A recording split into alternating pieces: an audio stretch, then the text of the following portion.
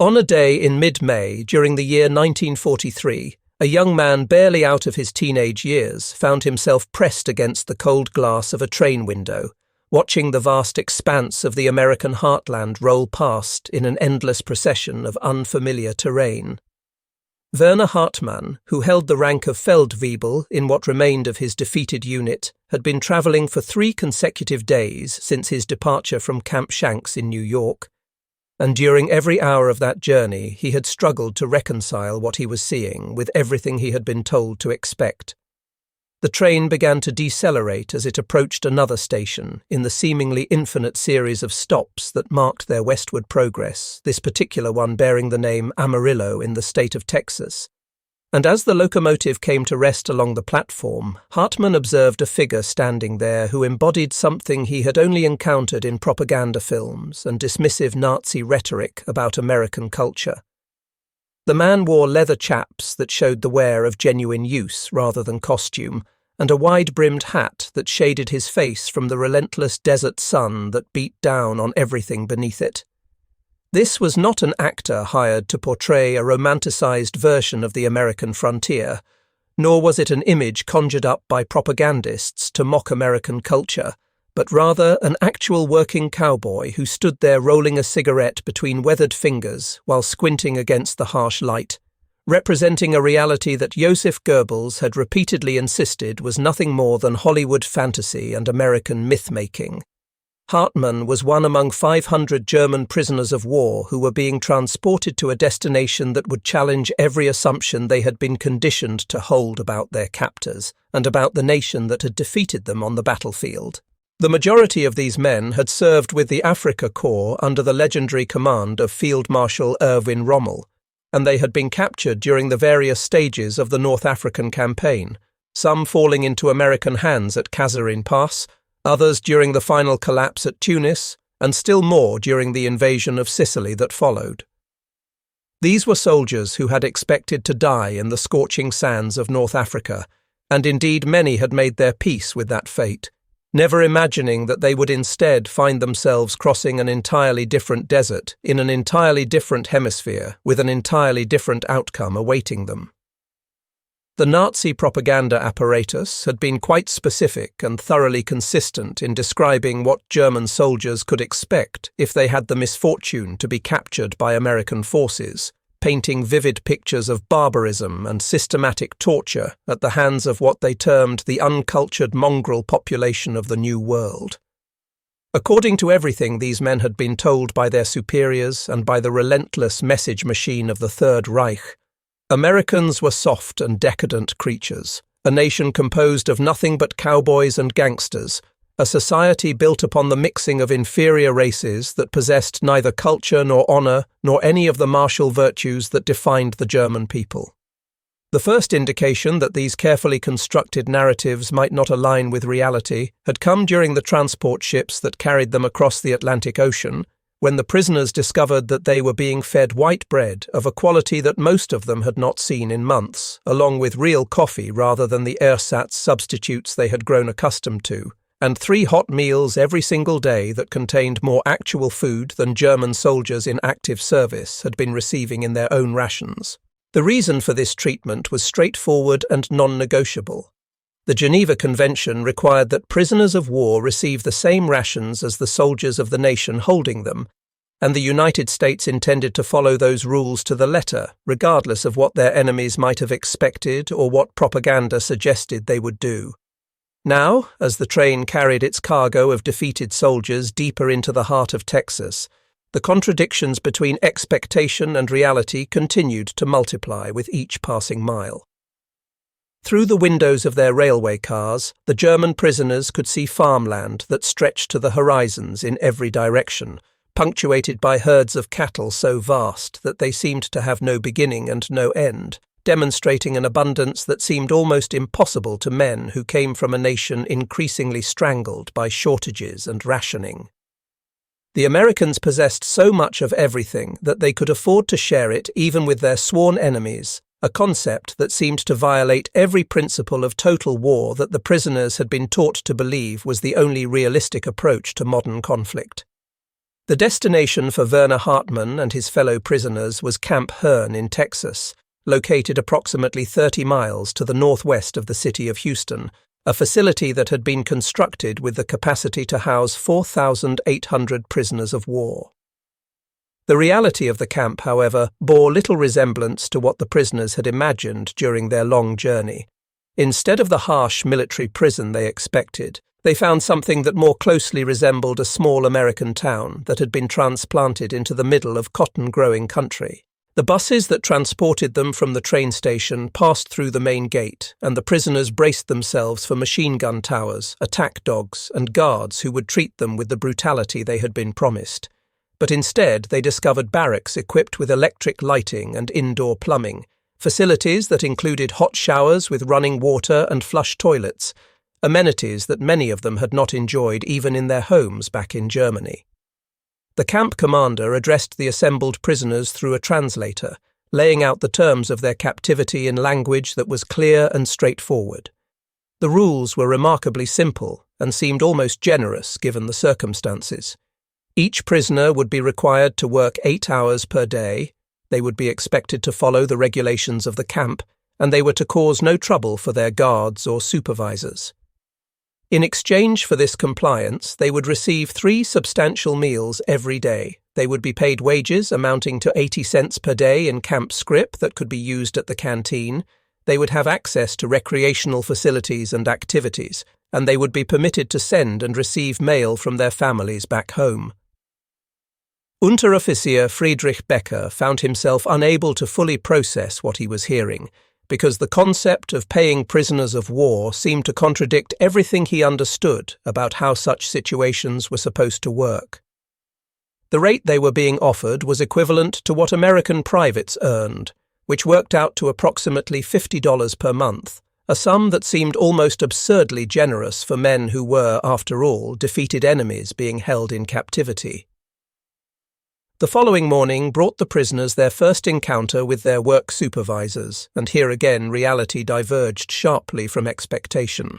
The men who would be directing their labor were not soldiers or military personnel of any kind, but rather civilian ranchers, cotton farmers, and cattlemen who wore worn denim and leather boots that showed the marks of genuine physical labor. These were men who desperately needed additional hands to bring in the harvest, because the American agricultural system had taken on the monumental task of feeding not only the American population, but also a significant portion of the free world that was struggling under the pressures of wartime scarcity. The problem facing these farmers was straightforward. American boys who would normally have been working these fields were instead fighting in Italy or preparing for the inevitable invasion of France, leaving vast cotton fields stretching for thousands of acres with no one to harvest them. Without adequate labor, the crops would simply rot in the fields, representing a catastrophic waste of resources that the war effort could not afford. The German prisoners represented the answer to every farmer's prayer, a sudden influx of able-bodied workers who could be deployed wherever they were most needed. A rancher by the name of John Davidson surveyed the group of prisoners assembled before him, mentally calculating which men would be best suited for the work he had in mind. He needed 40 men for his cotton fields, and he began pointing at the largest and strongest Germans in the group, men whose physical presence suggested they could handle the demanding labor that awaited them. Then Davidson did something that brought the entire selection process to an abrupt halt, something so unexpected that it created a moment of profound confusion among the prisoners who witnessed it. He walked directly over to the men he had selected, extended his right hand in the universal gesture of greeting, and proceeded to introduce himself as if this were a normal hiring situation rather than the assignment of enemy prisoners to forced labor. Through a translator, Davidson explained that in Texas, men always shook hands before working together, because it was a sign of mutual respect and an acknowledgement that they would be partners in the work ahead, regardless of whatever other circumstances might surround their relationship. Obergefreiter Wilhelm Müller stared at the extended hand for a long moment, his mind struggling to reconcile this gesture with the reality of his situation. 6 months earlier, He had been actively engaged in combat against American forces in Tunisia, shooting at them and being shot at in return, and now one of those Americans wanted to shake his hand as if they were equals entering into a business arrangement. After a brief hesitation, Müller reached out and took the offered hand, feeling the firm, calloused grip of a man who had spent his life engaged in physical labour. A working man's handshake that conveyed respect without any of the condescension or superiority that Müller might have expected from someone who held all the power in this situation. The cotton fields of Brazos County stretched across the landscape for miles in every direction, creating an ocean of white that needed to be harvested before weather or pests could destroy the crop. Under the merciless heat of the Texas sun, which beat down on everything beneath it with an intensity that rivaled anything the Germans had experienced in North Africa, the work proved to be absolutely brutal in its physical demands. The labourers spent their days bent over the plants, their fingers becoming torn and bloodied from the sharp edges of the cotton bolls, filling sacks that weighed 100 pounds or more when fully loaded, only to empty them and begin the process again. But something extraordinary and completely unexpected began to happen in those fields, something that would have been impossible to predict based on the ideologies that had brought these men to this point. The German prisoners found themselves working alongside Mexican migrant workers who had come north seeking wages, black sharecroppers who were trying to make a living in a system that was stacked against them, and poor white tenant farmers who were barely surviving on the margins of the agricultural economy. The rigid racial hierarchy that Nazi ideology had drilled into these German soldiers, the carefully constructed belief system that placed different groups of humanity on different levels of worth and capability, began to crumble and disintegrate under the relentless democratic pressure of shared physical labour in the Texas sun. Everyone sweated in exactly the same way, regardless of their origin or the colour of their skin. Everyone's back ached with the same persistent pain at the end of a long day. Everyone drank from the same water bucket when the heat became too much to bear. And in these simple acts of shared experience, the artificial divisions began to lose their power and meaning. When noon arrived and the sun reached its highest point in the sky, a woman named Rosa Martinez, who worked as the ranch cook, would ring the dinner bell that signalled it was time to eat. The prisoners had expected to receive bread and water, or perhaps some thin gruel that would barely qualify as sustenance, but instead they found themselves confronted with bowls of beef stew that actually contained recognizable pieces of meat, cornbread that was still warm from the oven, sweet tea served in generous quantities, and even apple pie for dessert. Rosa Martinez did not speak a word of German, and the prisoners had no knowledge of Spanish, but she communicated through the universal language of hospitality, ladling extra portions onto their plates and offering them genuine smiles that conveyed warmth and welcome rather than the hostility they had been taught to expect from the mongrel races of America. Werner Hartmann would carry the memory of this particular meal with him for the rest of his life, not because the food itself was particularly exceptional by American standards, but because a Mexican woman whom Nazi ideology would have classified as racially inferior treated German prisoners of war with exactly the same kindness and consideration that she showed to everyone else who came through her kitchen. The Third Reich had insisted that such behaviour was impossible, that racial hierarchies were natural and immutable facts of human existence. But the Third Reich had been absolutely and completely wrong about this fundamental aspect of human nature. Saturday nights at Camp Herne brought a different kind of revelation to the German prisoners, one that penetrated to the cultural heart of what it meant to be American, in ways that even the material abundance and decent treatment could not fully capture. The recreation hall would fill with music that came crackling through the speakers of radio sets, but this was not the martial music that the prisoners had grown up with, not the Nazi anthems that had accompanied their indoctrination and training, but rather the sound of Bob Wills and his Texas Playboys, playing what Americans called Western swing, which represented the authentic musical voice of America in 1943. Following Italy's decision to switch sides in September of that year, Italian prisoners of war had been granted additional freedoms that included to attend local dances under careful supervision and chaperoning, a privilege that German prisoners observed with a mixture of envy and curiosity. Some camps eventually began to allow carefully monitored social events for German prisoners as well, always under strict supervision and control, but still representing a small slice of normalcy in the midst of a global war that had torn apart the normal patterns of human life. The prisoners formed their own musical groups within the camps, learning to play American songs and sometimes writing new compositions that represented a strange and unprecedented fusion of German folk melodies with the rhythms and structures of Western swing music.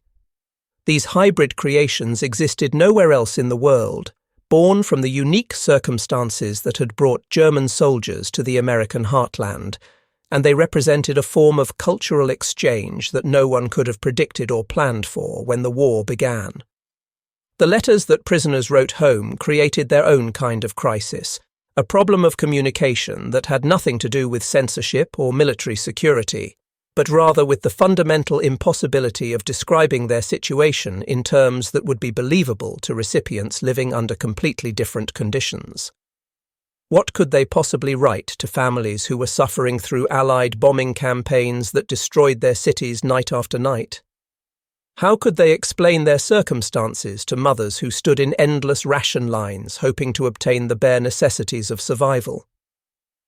What words could convey their reality to wives who had not seen real meat in months, who were making do with substitutes and stretching every resource to its absolute limit? Friedrich Becker attempted to write a letter to his wife in Hamburg, trying to find language that would pass the censors while still giving her some sense of what his life had become. He wrote that the Americans were not what the propaganda had told them to expect, that they had been given warm clothes and good boots to protect them against the elements, that they ate meat every single day rather than once a week or once a month.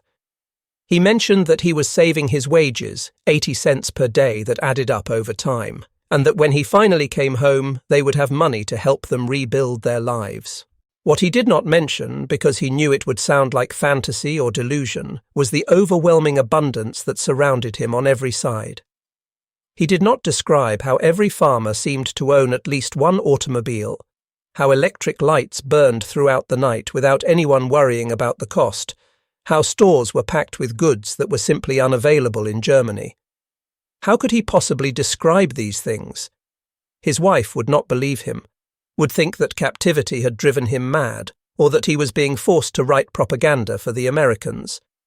And even if he did attempt to describe it, the censors would certainly remove those passages, suspecting them of being some kind of code or secret message.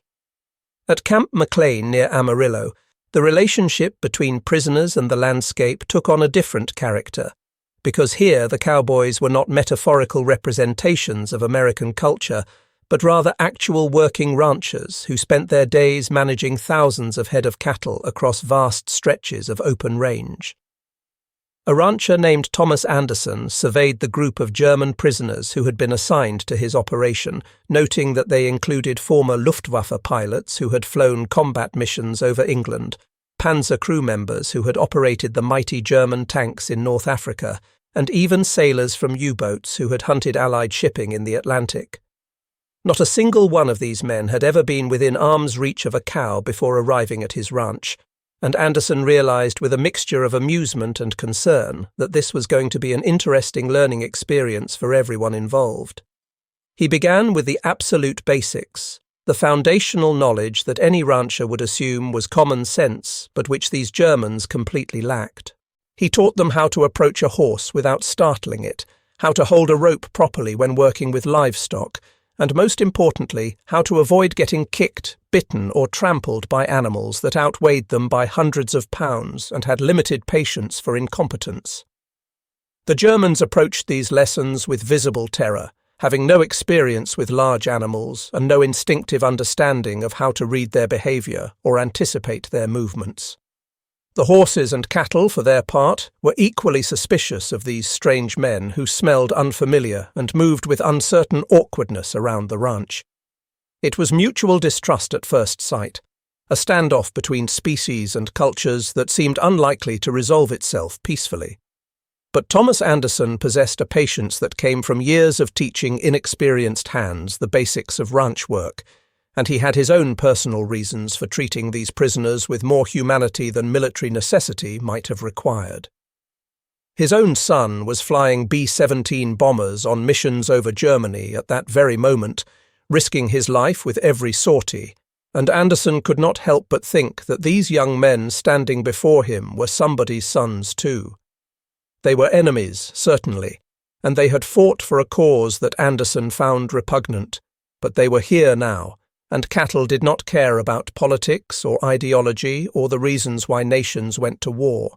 The work needed to be done regardless of who was doing it, and Anderson was going to teach them properly or not at all.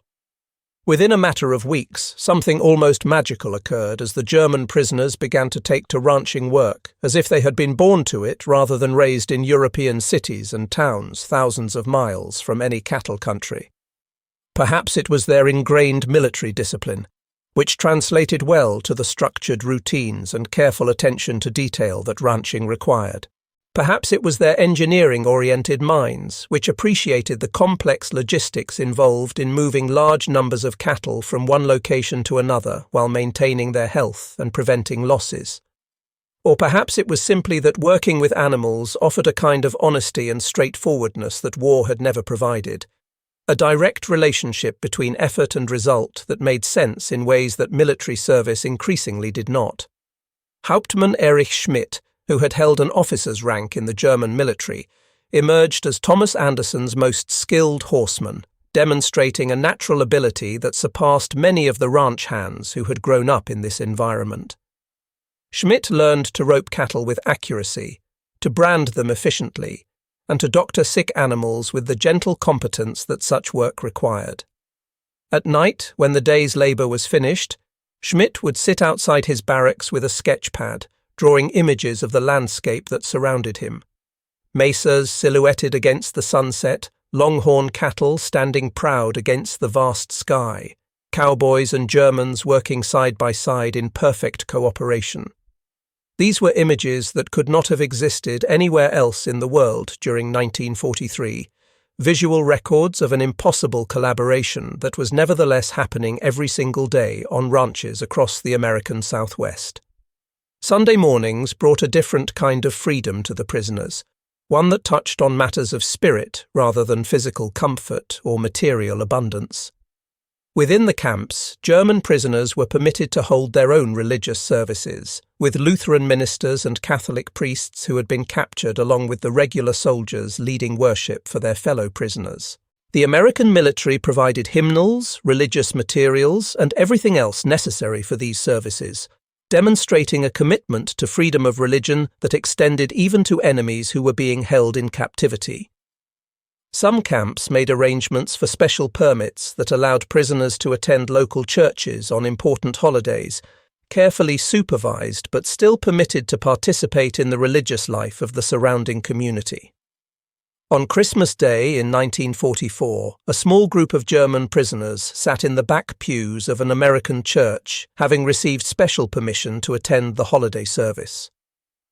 When the congregation began to sing Silent Night, the prisoners discovered with a shock of recognition that they knew every word of the hymn because it had originated in their own country under the German title Stille Nacht. By the time the congregation reached the third verse, some of the Germans were crying openly, tears running down their faces in a public display of emotion that would have been unthinkable in their military service. But these were not tears of sadness or despair, nor were they tears of homesickness or regret, but rather tears that came from the profound shock of being treated as human beings in what was supposed to be an enemy land, of being allowed to worship freely and to participate in the most sacred celebrations of their faith while being held as prisoners by a nation they had been at war with for years. On December 23rd in 1944, at Camp Papago Park in Arizona, 25 sailors who had served on German U-boats and who had been digging in secret for 3 months finally completed their escape tunnel. The tunnel stretched 178 feet beyond the camp fence, representing months of careful, dangerous work performed in absolute secrecy. On this night, they put their elaborate escape plan into action a scheme that was simultaneously brilliant in its execution and monumentally stupid in its basic assumptions.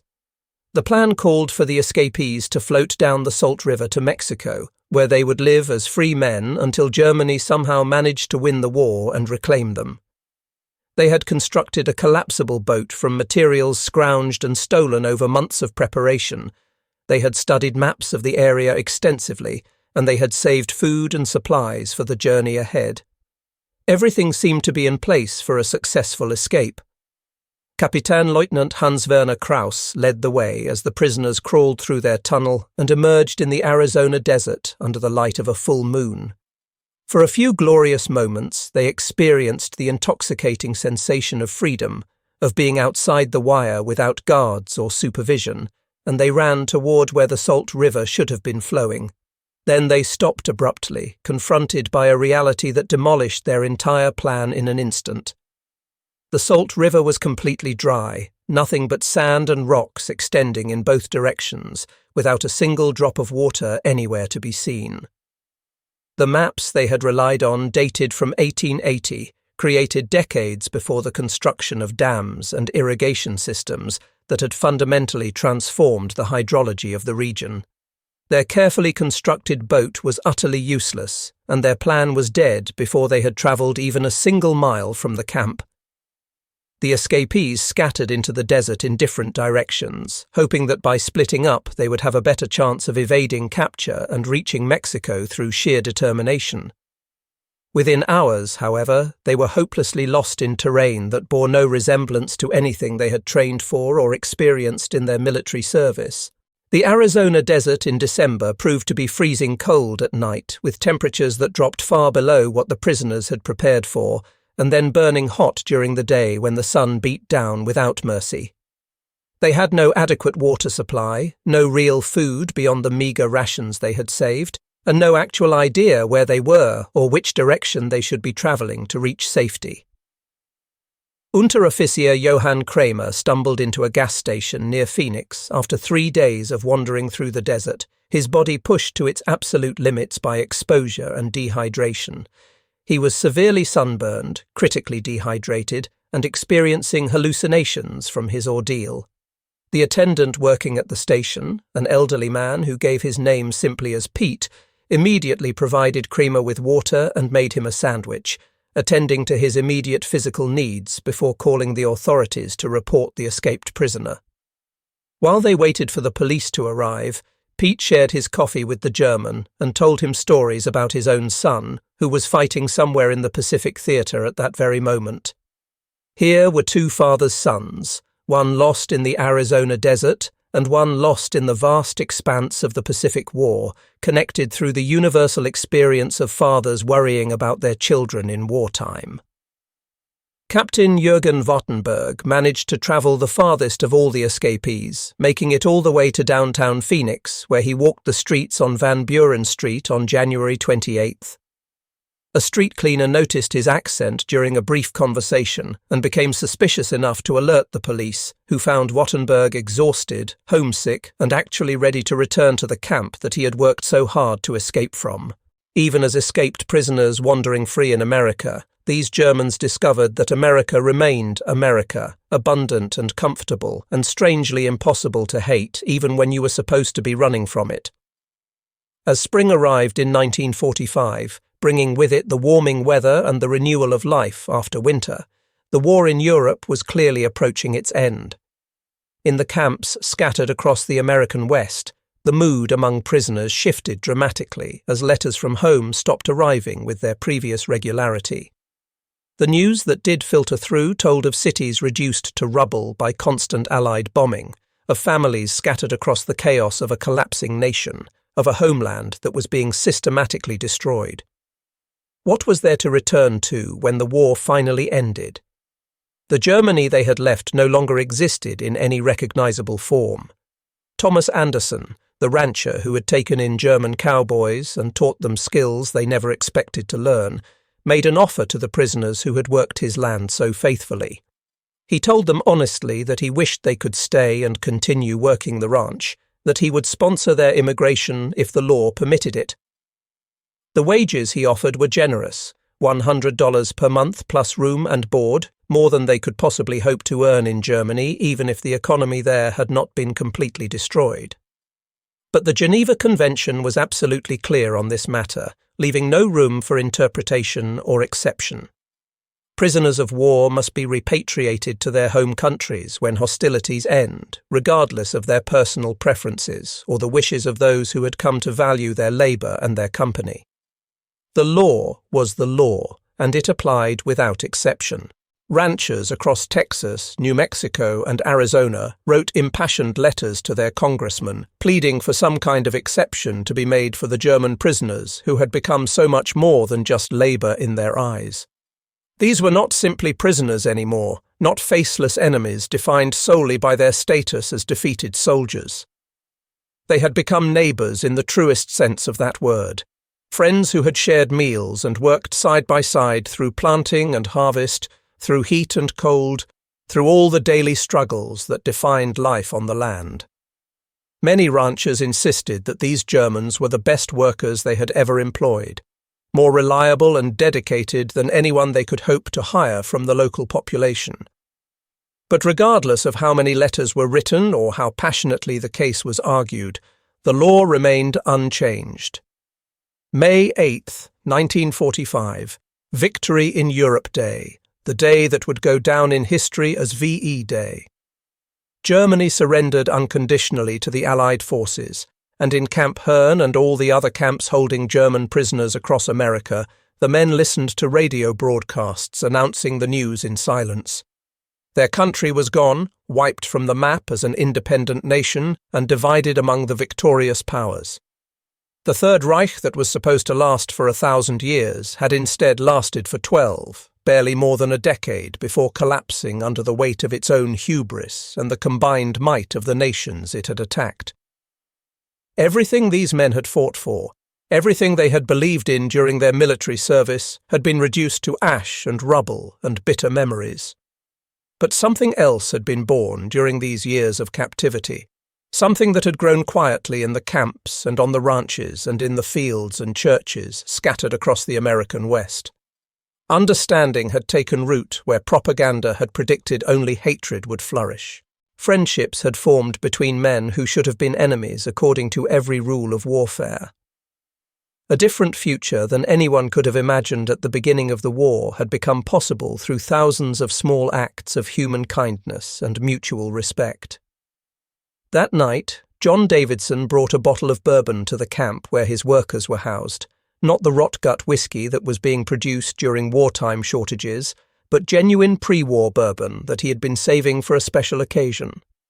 He shared this precious liquor with Wilhelm Müller and the other Germans who had worked his cotton fields so faithfully, and together they drank toasts to the end of the war, to the dead on all sides who would never see peace, and to whatever uncertain future awaited them all. Through an interpreter who by this point was barely necessary since most of the Germans had learned functional English during their time in captivity, Müller told Davidson something that came from the depths of his transformed understanding of the world. He explained that he wanted to come back to America someday, when it was legally possible, if such a thing could ever be arranged. America had shown him something that Germany never had during all his years of living there and serving in its military. That strength does not require cruelty to maintain itself, that power does not demand hatred as its foundation, and that enemies can become genuine friends over cotton fields and cattle drives if given the opportunity and the grace to do so. The process of repatriation began in 1946, as the trains that had brought the prisoners west now reversed their journey, carrying their cargo of changed men east to the ports where ships waited to transport them back across the Atlantic to Europe. The prisoners were returning to a nation that had been utterly destroyed, its cities reduced to rubble, its economy non-existent, its political system completely dismantled by the occupying powers. But these prisoners carried something with them that would prove more valuable than any material goods, something that could not be taken away or destroyed no matter how thoroughly Germany itself had been defeated. They possessed knowledge that had nothing to do with military secrets or technical specifications, but which was infinitely more powerful in its implications for the future. They knew how Americans farmed, understanding the methods and techniques that produced such abundant harvests. They had seen how American agriculture was organized, how machinery was employed effectively, how management systems coordinated the work of many hands toward common goals. They had witnessed American abundance firsthand and understood that it was not the result of magic or natural advantages, but rather came from specific methods, sophisticated machinery, and effective management practices that could be learned, copied, and adapted to other contexts. More importantly than any technical knowledge, they knew Americans as human beings rather than as propaganda caricatures or ideological abstractions. They had worked alongside Thomas Anderson as he taught them to ride horses with patience and good humor. They had received extra portions from Rosa Martinez, who ladled stew with genuine kindness. They had shaken hands with John Davidson, who treated them as equals despite holding all the power. They had received water from Pete, who helped an escaped prisoner despite having every reason to feel nothing but hatred toward Germans. When these returned prisoners tried to tell their stories in the ruins of Germany, attempting to describe what they had experienced during their years of American captivity, no one believed them at first. The notion that Americans had treated prisoners of war better than Germany had treated its own soldiers seemed like obvious fantasy or propaganda designed to undermine German morale. The idea that prisoners had been paid wages for their labor, taught valuable skills, and allowed to participate in church services seemed too fantastical to be true. But the evidence supporting these claims was simply overwhelming in its scope and consistency. 425,000 German prisoners of war had worked on American farms between 1943 and 1946, a number far too large to be explained away or dismissed as exceptional cases. They had harvested crops valued at millions of dollars, picking cotton by the ton, saving entire harvests that would otherwise have rotted in the fields for lack of labor. The American agricultural miracle that fed the Allied war effort through its darkest hours had been made possible in part by German prisoners who worked those fields and learned those lessons. By 1950, something remarkable occurred that would have seemed impossible during the dark days of the war. Immigration laws changed, creating new categories and opportunities that had not existed before, and former prisoners of war found that they were now eligible to return to America, this time not as captured enemies, but as voluntary immigrants seeking to build new lives. Former German soldiers began boarding ships in Hamburg and Bremen, ports that had been repeatedly bombed during the war, but which were now slowly recovering, and they made the Atlantic crossing once again. But this time they travelled not as prisoners under guard, but as immigrants carrying all their worldly possessions and all their hopes for the future, seeking to return to the America they had discovered during their captivity, the America that bore no resemblance to the propaganda caricatures they had been taught to believe. One former sergeant who had served with the Africa Corps returned to Texas in 1951, stepping off the train to find John Davidson waiting for him at the station, just as they had arranged through months of correspondence. The handshake they shared was the same firm grip as before, but the circumstances could not have been more different. This time there was no translator needed because the German's English had become perfect during his time in the camps, and more than perfect, it had acquired the distinctive accent of Texas, making him sound like the cowboys he had worked alongside. He married a local girl whose family had no objection to her marrying a former enemy soldier, opened a machine shop in town where he repaired tractors and farm equipment and built a life that would have been unimaginable during the war years. His son would attend Texas A&M University to study agriculture, and his grandson would serve in the United States Army's 82nd Airborne Division during the war in Afghanistan, completing a transformation that spanned 3 generations and turned enemies into Americans. Another former prisoner returned to Arizona, where Thomas Anderson had work waiting for him, welcoming back the best horseman he had ever trained, regardless of the complicated circumstances that had brought them together initially.